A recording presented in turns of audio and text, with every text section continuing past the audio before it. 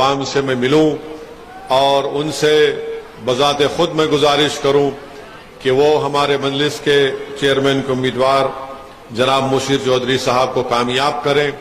मगर अफसोसनाक बात यह है कि समाजवादी पार्टी के जो कायदीन हैं और वहां के जो विधायक हैं, उन्होंने एक साजिश रची और हमको वहां जाने से उन्हें रोका, उनको कामयाबी मिली।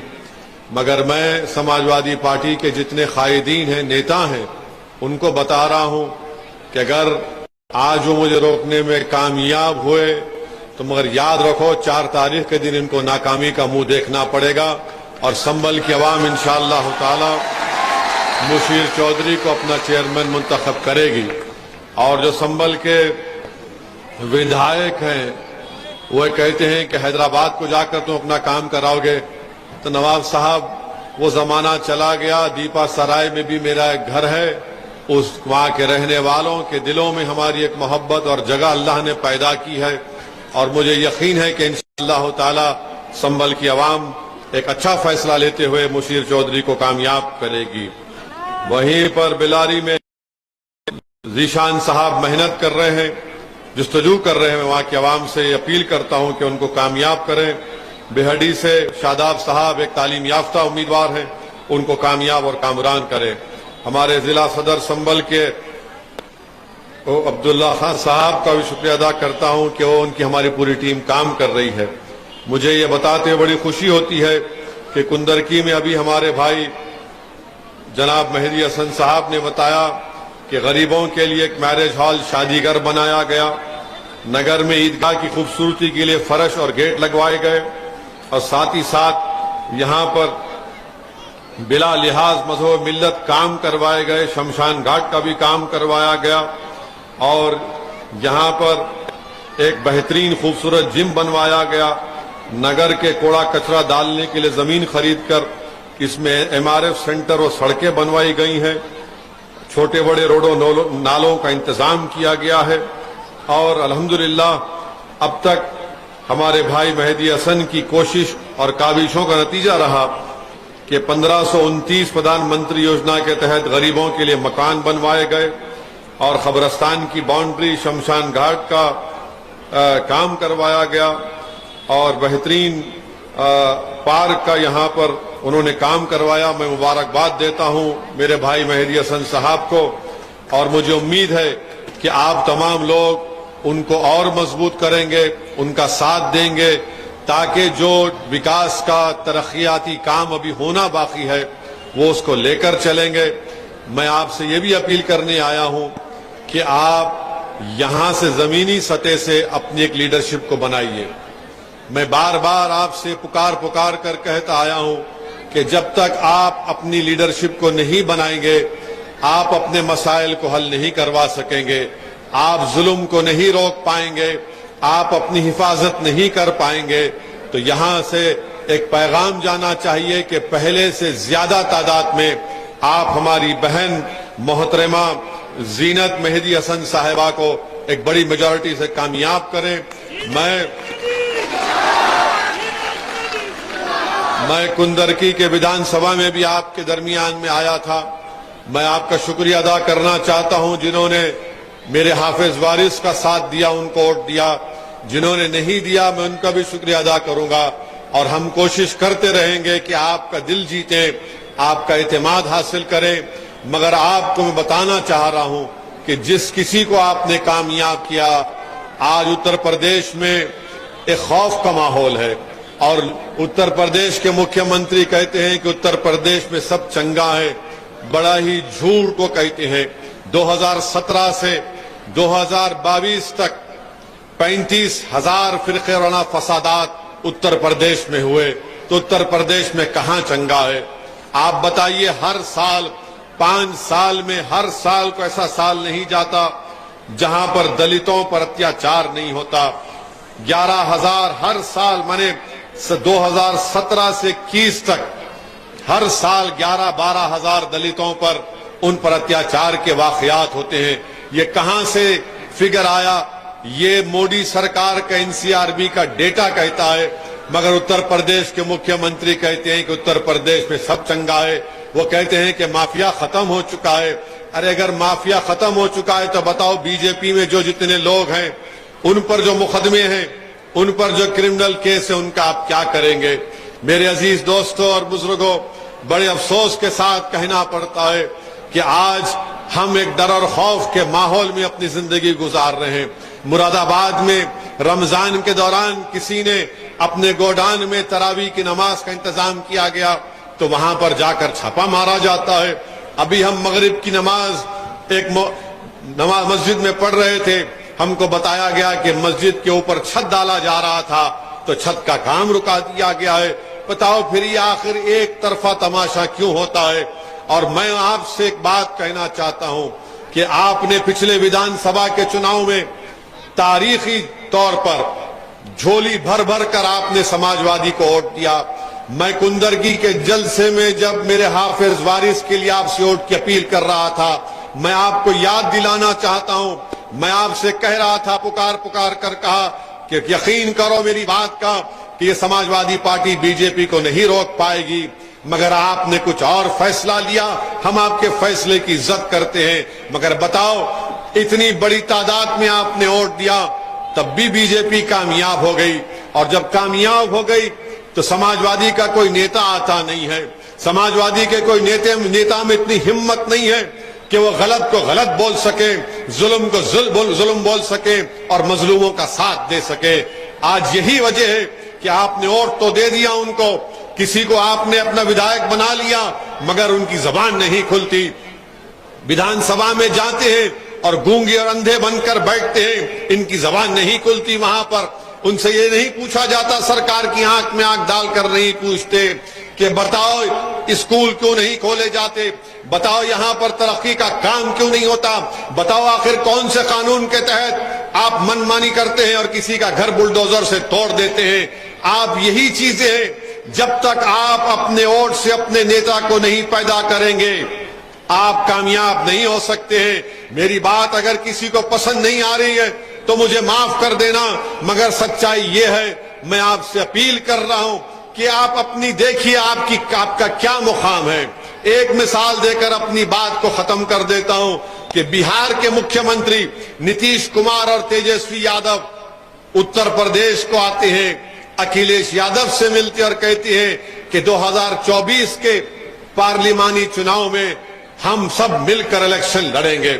मगर आपको बताऊं, बिहार में इन लोगों ने एक ऐसे आदमी को जेल से रिहा किया जो कलेक्टर था, दलित परिवार से था, उसका नाम कृष्णया था, और यही उस वक्त का एक आलाजात का एमएलए, उसने एक माप के जरिए उस दलित कलेक्टर की हत्या कर दी। कोर्ट ने उसको उम्र कैद की सजा दी तो नीतीश कुमार और तेजस्वी यादव की सरकार ने कानून को बदलकर उसको जेल से रिहा करवा दिया, उसको जेल से रिहा करवा दिया। और सबसे पहले अगर उस दलित आईएएस ऑफिसर डीएम की हत्या की उसकी बेवा के साथ अगर कोई खड़े होकर उसकी तकलीफ को, उसकी पीड़ा को समझकर किसी ने यह कहा कि गलत फैसला लिया गया तो मजलिस इत्तेहादुल मुस्लिमीन की तरफ से असदुद्दीन ओवैसी ने उसको गलत कहा। मगर मैं गलत इसलिए कहा कि अगर किसी से भी नाइंसाफी होगी तो गलत होगा, मगर सोचो थोड़ी देर के लिए क्यों उसको छोड़ा गया? क्योंकि वो जिस समाज से आता है वो समाज पूरा उसके साथ है और इनको 2024 में बिहार में उस समाज की वोट की जरूरत है, इसीलिए उसको छोड़ दिया गया। बिल्किस बानो को जिन्होंने रेप किया, हामिला थी बिल्किस बानो, उसका रेप हुआ, उसकी मासूम बच्ची को उसकी आंखों के सामने उसका कत्ल किया गया। बिल्किस बानो के रिश्तेदार महिलाओं का रेप हुआ और उनका कत्ल हुआ। उसके कातिलों को गुजरात की बीजेपी की सरकार छोड़ देती है। क्यों छोड़ती है? क्योंकि छोड़ने वालों की ताकत थी, वो कातिल थे, मुजरिम थे, मगर छोड़ा इसलिए क्योंकि उनके पास सियासी ताकत थी। अब थोड़ी देर के लिए अपने सीनों पर हाथ रखकर बताओ, क्या तुम में वो ताकत है? क्या तुम में वो ताकत है? बताओ, तुम में वो ताकत नहीं है, तुम्हारे आंसुओं की कीमत नहीं है। तुम्हारे उस उजड़े हुए घरों की जो बुलडोजर से तोड़ दिया जाता है उसकी कीमत नहीं है।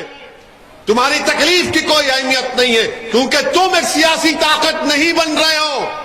असदुद्दीन ओवैसी पर इल्जाम लगता है, लगने दो। मुझे इन इल्जामात की परवाह नहीं है, क्योंकि एक दिन अल्लाह फैसला करेगा और जो लोग इल्जाम लगा रहे हैं उनको अल्लाह के दरबार में उसको साबित करना पड़ेगा। मगर सुनो मेरी इस बात को, मैं तुम्हें ये इसलिए नहीं कह रहा हूं कि तुमको जज्बात में लाकर थालियां हासिल करो। मैं तुम्हारे थालियों का मोहताज नहीं, मैं तुम्हारा इत्तेहाद चाहता हूं। मैं तुम्हारी ताकत, तुमको ताकत बनते हुए देखना चाहता हूं कि मेरी आंख अल्लाह बंद करने से पहले उत्तर प्रदेश में आप एक सियासी ताकत बने। अरे अगर हर समाज का एक नेता हो सकता है तो आप क्यों नहीं हो सकते? क्यों नहीं हो सकते आप? क्या आप अखिलेश यादव की गुलामी करेंगे जिंदगी भर? क्या आप बीजेपी, योगी और मोदी से डर कर किसी का साथ देंगे? सोचो, बिल्किस बानो के कातिलों, बिल्किस बानो के अस्मत रेजी करने वालों को छोड़ दिया गया। एक दलित आईएएस ऑफिसर को मारने वाले को छोड़ दिया गया क्योंकि उसमें सियासी ताकत थी। आज आप देख रहे हैं कि पुलिस की कस्टडी में हथकड़ियां, जंजीर लगी हुई है, उनको कत्ल कर दिया जाता है और कोई आवाज नहीं उठाता। और कौन आवाज उठाता है?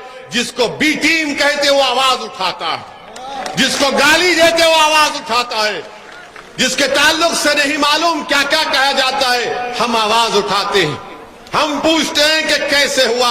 अरे ये समाजवादी का नेता अखिलेश यादव एयर कंडीशन कमरों में बैठकर एक फोन लेकर 280 वर्ड का ट्वीट कर देता है। अरे नाम तक नहीं ले सकता अतीक कौर अशरफ का, नाम नहीं ले सकता क्योंकि डरते हैं। अरे अगर माफिया है तो कहां कहां नहीं है माफिया का? सबसे उस तरह का सलूक किया जाएगा? अगर है तो इस्तेमाल करो कानून को। मगर ये जो उत्तर प्रदेश की सरकार ने ये जो पॉलिसी बनाई है कि गोली का जवाब गोली से देंगे, तो मैं उत्तर प्रदेश के मुख्यमंत्री से पूछना चाहता हूं कि गांधी को मारने वाले का नाम गोडसे था। गांधी को मारने वाले का नाम गोडसे था, तो गोडसे को पकड़ा गया और गोडसे पर मुकदमा चला और मुकदमा चलने के बाद कोर्ट से उसको फांसी की सजा दी गई। इसको बोलते हैं कानून की कामयाबी। गांधी से बड़ा कोई नेता नहीं हो सकता इस देश में। गांधी से बड़ा बाबा साहब अम्बेडकर थे, मगर गांधी को मारने वाले को हमने कोर्ट में केस चलाया। राजीव गांधी को बम छोड़ाने वालों को केस चलाया, जेल में रखा चेन्नई में।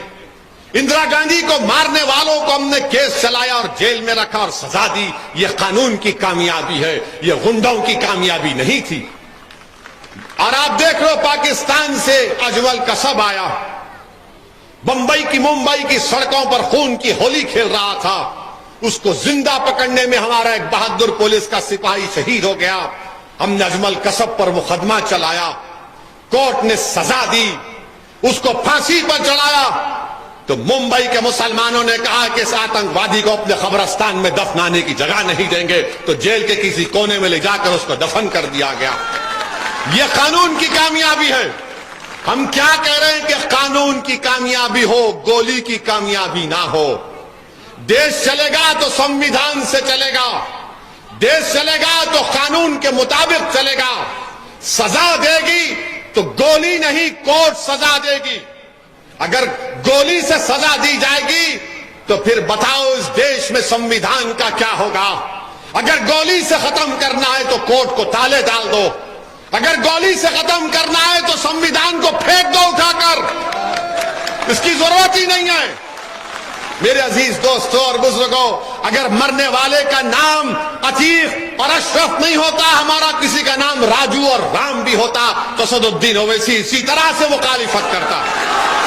क्योंकि मेरा मानना यह है कि भारत के लोकतंत्र में कामयाबी उस वक्त होगी जब संविधान कामयाब होगा, जब कोर्ट से सजा दी जाएगी, जब कानून के मुताबिक किसी का घर तोड़ा जाएगा।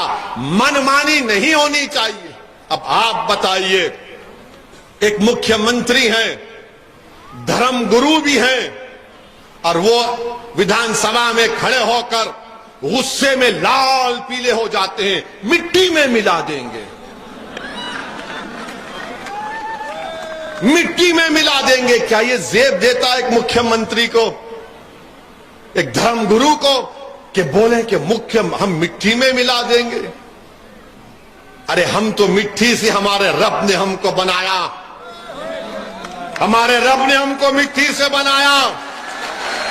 तो शैतान ने कहा कि मैं सजदा नहीं करूंगा क्योंकि तूने मुझे आग से बनाया। तो अल्लाह ने कहा निकाल, हम मिट्टी से बनाए गए मिट्टी में ही जाएंगे। मुख्यमंत्री जी, हम इस मिट्टी में पैदा हुए, हमारी मां ने हमको 9 महीने अपने कोख में रखा, इसी मिट्टी में पैदा किया। जब अल्लाह की तरफ से बुलावा आएगा, इसी मिट्टी में जाएंगे और इसी मिट्टी से उठाए जाएंगे कब्रें जब खुलेंगी।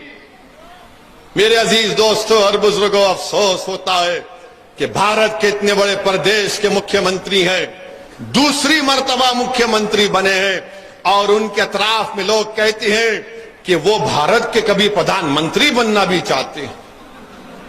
नहीं, ठीक है, ख्वाब देखना कोई बुरी बात नहीं है, ख्वाब देखिए, ख्वाब देखिए, मगर गोली से देश नहीं चलता। मुख्यमंत्री संविधान से चलता है, जो बाबा साहेब अंबेडकर का बनाया हुआ है।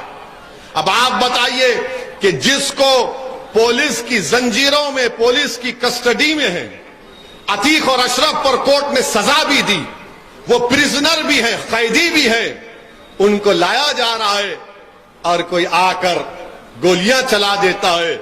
मुख्यमंत्री, हम पूछना चाहते हैं कि गोली का जवाब अगर गोली है तो फिर उस वक्त पुलिस खामोश तमाशाई बनकर क्यों बैठी थी? क्यों खामोश तमाशाई बनकर बैठी थी? और गोलियां मारे, और गोलियां बेहतरीन तरीके से मारे, ट्रेनिंग दी गई थी। मैं नहीं कह रहा हूं, हिंदुस्तान टाइम्स अखबार उठाकर देख लो, एक आईजी के पुलिस ऑफिसर रिटायर्ड कह रहे कि उन्होंने उन दोनों की हत्या करने से पहले, कत्ल करने से पहले, मर्डर करने से पहले कम से कम प्रैक्टिस में 500 गोलियां इस्तेमाल की होंगी। एक ऑफिसर कहता है कि कम से कम 1000 राउंड की उनको ट्रेनिंग दी गई है। और वो आकर, अच्छा ये बताइए, हैरत की बात यह है कि एक का घर, उसके घर पे छत नहीं है, झोपड़ी है, और उसके पास 8 लाख का हथियार, 2 हथियार 8-8 लाख के 16 लाख। ये इन हरामियों के पास दौलत कहां से आई थी? इस पर तो किसी को एतराज नहीं होगा। कोई ये तो नहीं कह सकता कि भड़काऊ भाषण है, बोल सकते ना उनको। बल्कि और ज्यादा कहता हूं, ये गोडसे की नाजायज औलाद है, इसलिए कि गोडसे भी गोली से ना गांधी को खत्म नहीं किया। क्यों खत्म किया? क्योंकि गोडसे जानता था कि गांधी हिंदू मुसलमान इत्तेहाद की कोशिश करता था। तो गोडसे को पसंद नहीं आया, बोले गोली मारो इसको। एक ज़ईफ बूढ़े को गोली मार दी गई। अरे गोली चलाने वालों सुनो, तुम गोली से सच्चाई को खत्म नहीं कर सकोगे। तुम गोली से तुम अपने आइडियोलॉजी के एम्स एंड ऑब्जेक्टिव्स को हासिल नहीं कर पाओगे। तुम गोली नहीं चला रहे हो, तुम संविधान पर गोली चला रहे हो, तुम देश की अदालत पर गोली चला रहे हो, तुम उन बहादुर पुलिस वालों पर गोली चला रहे हो जो देश में जितने गुंडे हैं, माफिया, उनको कानून के तहत सजा दिलाना चाहते हैं। मगर ये काम हो गया और उन्होंने क्या किया? गोलियां चलाई, हथियार फेंका, सरेंडर सरेंडर सरेंडर। इनको ट्रेनिंग दी गई थी, इनको बताया गया था कि ऐसा हथियार फेंको और सरेंडर सरेंडर और नारे लगाओ जेएसआर का, और उन्होंने किया और उसके बाद लेकर चले गए। मैं पूछना चाहता हूं हमारे उत्तर प्रदेश के मुख्यमंत्री से, अखिलेश यादव तो गूंगे हो गए, बोलते ही नहीं है इस मामले में। समाजवादी के नेता कुछ नहीं बोलते, मगर जब चुनाव आएगा तो बोलेंगे ओवैसी की बात का भरोसा मत करो, वो फुला टीम है, अरे मैं बी टीम हूं, डी टीम हूं, ई टीम हूं, एफ टीम हूं, मैं अलीफ बे ते से जीम चीम पुरल तब पूरी टीम हूं। अरे बताओ तुम कौन सी टीम के हो? तुम्हारा मुंह नहीं खुलता, तुम्हारा मुंह ही नहीं खुलता। ये टीम फुलान टीम। हम ये पूछना चाहते हैं उत्तर प्रदेश के मुख्यमंत्री से कि मरने वाले ने खत लिखा था जिसमें उसने कहा कि अगर मेरी हत्या होती है तो फुला आदमी जिम्मेदार है। मुख्यमंत्री लेटर आपको मिल गया होगा, नाम तो बताइए, नाम तो बताइए, कौन है वो? नाम तो बताइए। अच्छा, जो 3 लोग गोली चलाए, क्या उनके घर पे बुलडोजर देखा आपने? देखा? मैं भी नहीं चाहता उनका घर टूटे, क्योंकि उनके गुनाह की सजा उसकी मां को नहीं मिलनी चाहिए, उनके गुनाह की सजा उनकी बीवी को नहीं मिलनी चाहिए, उनके गुनाह की सजा उनके भाई बहनों को नहीं मिलना चाहिए, क्योंकि संविधान इसकी इजाजत नहीं देता। मीडिया के लोगों ने पूछा ओवैसी, क्या तुम चाहते हो कि उन तीनों का इनकाउंटर हो जाए? मैंने कहा हरगिज नहीं। मैं चाहता हूं उनको कोर्ट सजा दे, लंबी सजा उनको कोर्ट दे। अरे हम इंसाफ चाहते हैं, बदला नहीं चाहते। ये बदले से देश नहीं चलता, इंसाफ से चलता है, और इंसाफ संविधान में लिखा है। मगर हर कोई कहेगा कि गोली मारेंगे, गोली मारेंगे, तो फिर संविधान कहां जाएगा? संविधान कहां जाएगा बताओ? इसीलिए अजीज दोस्तों और बुजुर्गों, माफिया जहां कहीं भी है, भाई बीजेपी में भी उनके कई नेता हैं जिनके खिलाफ बहुत से मुकदमे हैं, मगर उन पर क्या हो रहा है? समाजवादी में भी है, उन पर क्या हो रहा है? अब तो हद ये हो गई कि मीडिया में दिखाया जा रहा है कि खवातीन डॉन है, खवातीन डॉन है, ये लेडी डॉन, वो लेडी डॉन। अब वो दिन दूर नहीं है जब एक 6 साल के बच्चे को दिखाकर कहेंगे ये बच्चा डॉन, ये बच्चा डॉन। बताओ कितनी नफरत आप करेंगे। अरे नफरत तो इतनी बढ़ गई कि मेरे क्षेत्र में हैदराबाद के पार्लियामेंट की इंतखाबी हल्के में एक कब्रिस्तान है बहुत पुराना, तो वहां पर किसी एक मोहतरमा का इंतकाल हो गया, महिला का, तो उनके परिवार के लोगों ने उनकी तदफीन की, क्योंकि उस कब्रिस्तान में जब खबर पुरानी होती तो लोग उसको खोद कर नया जनाजा उसमें तदफीन कर देते। तो उन्होंने, रास्ता भी था, तो उन्होंने क्या किया, दफनाया, उस पर एक जाली लगा दी, जाली लगा दी, ताकि वो रास्ता भी खराब ना हो और कोई लोग उनकी खबर को ना खोद के दूसरे जनाजे को तदफीन करें। हमारी मीडिया ने क्या किया, उन्होंने मन की बात कर दी, और उनकी मन की बात क्या थी, बता दिया कि हैदराबाद का कब्रिस्तान हमारे पड़ोसी मुल्क का है, पड़ोसी मुल्क का है, और कहा कि उस कब्रिस्तान में इसलिए जो जाली लगाई गई क्योंकि नाउजुबिल्लाह कोई उस जनाजे को निकाल कर उससे बदफेली करना चाहता था। अस्तगफिरुल्लाह। मगर आप बताइए, जब हमने वीडियो किसी को बोलकर आ गया कि हैदराबाद का है, अब मीडिया वाले खामोश हैं, सन्नाटा छा गया। अरे शर्म करो, डूब मरो तुम लोग, डूब मरो तुम लोग। अरे कब्रिस्तान इंडिया का, हैदराबाद का, और बता रहे हैं वहां का। अरे तुमको इतनी मोहब्बत क्यों है पाकिस्तान से? हमको तो नहीं है।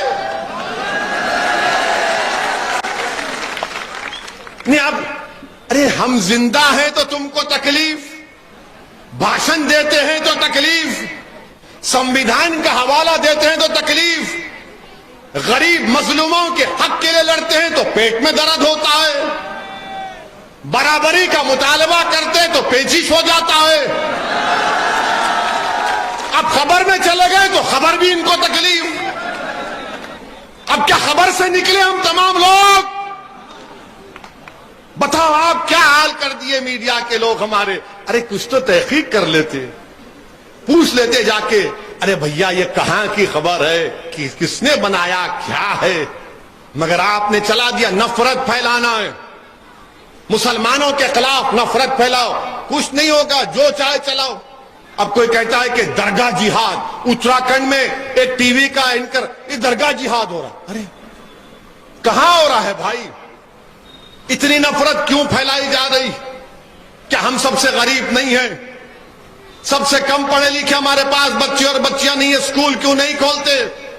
उत्तर प्रदेश में मदरसों के टीचर को योगी आदित्यनाथ तनख्वाह देना नहीं चाह रहे, बंद कर दिए तनख्वाह मदरसों की। उनके 2-2, 3-3 साल के बकाए हैं, अदा करो आप। उसमें हमारे हिंदू भाई हैं जो मैथ्स और साइंस पढ़ाते, पंडित लोग हैं, उनको तनख्वाह नहीं देते आप। मगर आप कहते हैं हम पसमानदा लोगों को साथ लेकर चलना चाहते हैं, तनख्वाह तो दो, लंबी लंबी छोड़ो मगर तनख्वाह तो दो। मगर कुछ नहीं बोलेंगे। इसीलिए मेरे अजीज दोस्तों और बुजुर्गों, यहां से आप हमारी बहन को, संभल से हमारे भाई मुशीर चौधरी को, और जहां जहां मैंने नाम दिए हैं, जहां पर पतंग का निशान नजर आएगा, आप दुआ भी करिए और कामयाब और कामरान करिए उनको। और 2024 में इंशाअल्लाह ताला हम फिर चुनाव लड़ेंगे। 2024 में कोई मुझे कुछ बोल ले, मैं जब तक अल्लाह मेरे जिस्म में इतनी सांस को बरकरार रखेगा, मैं कहूंगा मैं चुनाव लड़ूंगा, मैं चुनाव लड़ूंगा। क्योंकि मैं काबिल नहीं हूं, मुझे सिर्फ लड़ना आता है, मुझे लड़ना आता है, मुझे झुकना नहीं आता। मुझे लड़ना आता है क्योंकि चुनाव जब मैं लड़ूंगा, आपकी अहमियत बढ़ेगी, आपकी कीमत बढ़ेगी, आपके जज्बात की कदर की जाएगी। वरना ये सब लोग क्या समझ रहे, ये कहां जाएंगे मुल्ला जी हमको छोड़कर?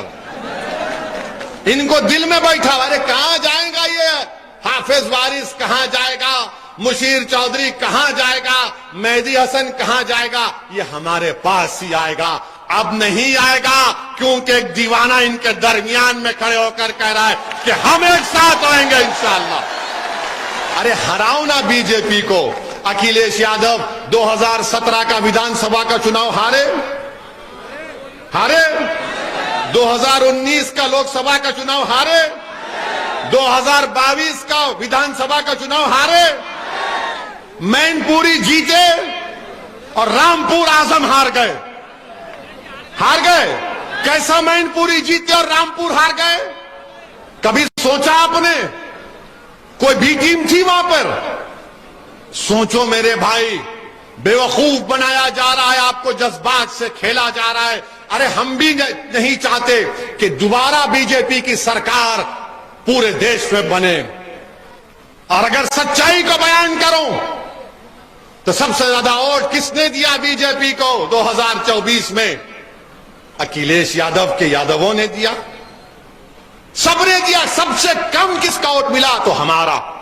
ये CSDS का डेटा है। मगर 2024 में अगर रोकना है तो बीजेपी को उसके आइडियोलॉजी से मुकाबला करो। नहीं करेंगे, बोलेंगे नहीं, अंधेरे का मुकाबला अंधेरे से करेंगे, जुल्म का मुकाबला जुल्म से करेंगे। अरे अहमकों की बस्तियों में रहने वालों, अंधेरे का मुकाबला रोशनी से होता है, जुल्म का मुकाबला संविधान से होता है।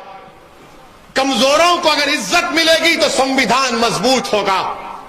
जो कमजोर होगा वो तुम्हारी आंखों में मजबूत होना चाहिए। जो आखिर होगा उसको सामने लाने का काम तुमको करना चाहिए। मगर तुम वो सोचते नहीं हो, तुम सिर्फ हमारे वोट की भीख मांगते हो। और जब वोट लेते हैं तो क्या कहते हैं? भाइयों बहनों, जिंदगी मौत का मामला है, जिंदगी मौत का मामला है। और जब चुनाव हो जाते हम रोज मरते हैं, रोज घर टूटता है, रोज किसी को झूठे इल्जाम में पैर पर गोली मार दी जाती है, किसी को डराया जाता है। अरे बताओ, ये कौन सी जिंदगी गुजारने पर हमको मजबूर कर रहे हो? ये अगर ये देश के 75 साल की आजादी का जश्न अमृत उत्सव मना रहे हैं तो क्या कानून की बालादस्ती रहेगी? ये देश रूल ऑफ लॉ से चलेगा या बंदूक की गोली से चलेगा? अगर संविधान को बचाना है तो देश संविधान से चलना चाहिए। तो मेरे अजीज दोस्तों और बुजुर्गों, मेरी आपसे गुजारिश है कि आप 4 मई के दिन सुबह के अवलीन सातों में अपने घर से निकलकर अपना एक वोट मंजिल हमारी बहन को पहले से ज्यादा मेजॉरिटी में इनको कामयाबी दिलवाई है। और आप देखते हैं, और आप देख चुके हैं कि मेहदी हसन साहब ने कोई ऐसा काम नहीं किया जिससे किसी को तकलीफ हो सके। सबको साथ लेकर काम किया। कब्रिस्तान का काम किया तो शमशान का भी काम किया। मगर मोदी जी ने क्या कहा? कब्रिस्तान शमशान। मोदी जी कभी यहां आकर देखो, हमने आपको गलत साबित कर दिया। हमने कब्रिस्तान का भी काम कराया, शमशान का भी काम कराया। हमने जनरेटर लगाया ताकि सबको 4 घंटे लाइट मिल सके। ये काम अल्हम्दुलिल्लाह यहां पर हुआ है। मैं मुबारकबाद देता हूं हमारे भाई मेहदी हसन साहब को, और आपसे फिर से गुजारिश करता हूं कि 4 तारीख के दिन अपने के कोड का इस्तेमाल करिए। और मैंने आपसे वादा किया था कि मैं उत्तर प्रदेश छोड़कर नहीं जाऊंगा। पिछले बार विधानसभा असेंबली के इलेक्शन में मेरी गाड़ी पर गोलियां चलाई गई थी।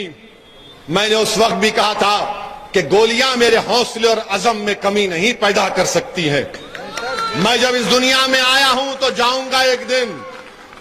अल्लाह मुझे अगर शहादत का रुतबा देगा तो उससे बड़ी माने मेरी कामयाबी नहीं हो सकती है, उससे बड़ी कोई कामयाबी नहीं हो सकती है। और अल्लाह जिंदा रखेगा तो बेबाक तरीके से मजलूमों के हक के लिए लड़ता आया हूं और लड़ता रहूंगा। मेरी नजर में कोई हुकूमत है, अगर हुकूमत गलत काम करेगी तो भारत का संविधान जिसको बाबा साहेब अम्बेडकर ने बनाया, मुझे इस बात का हक देती है कि मैं गरीब और मजलूमों के हक के लिए लड़ूं। मेरे अजीज दोस्तों और बुजुर्गों, अपने हौसलों को बुलंद रखिए। डरने और घबराने की जरूरत नहीं है। ये जुल्म खत्म होगा, याद रखो। आप उम्मीद से रहो, जुल्म खत्म होगा। किसी शायर ने अच्छा कहा था, साहिर लुधियानी ने कहा था कि जुल्म फिर जुल्म है, बढ़ता है तो मिट जाता है। खून फिर खून है, टपकेगा तो जम जाएगा। खून फिर खून है, टपकेगा तो जम जाएगा। मगर जो लोग जुल्म कर रहे हैं, जुल्म की रात ज्यादा नहीं होती है, जुल्म की रात ज्यादा लंबी नहीं होती है। इंशाअल्लाह ताला इंसाफ का सूरज निकलेगा, इंसाफ का सूरज निकलेगा और सब पर चमकेगा। ये जुल्म की अंधेरी रात खत्म होगी इंशाअल्लाह ताला। मेरे अजीज दोस्त।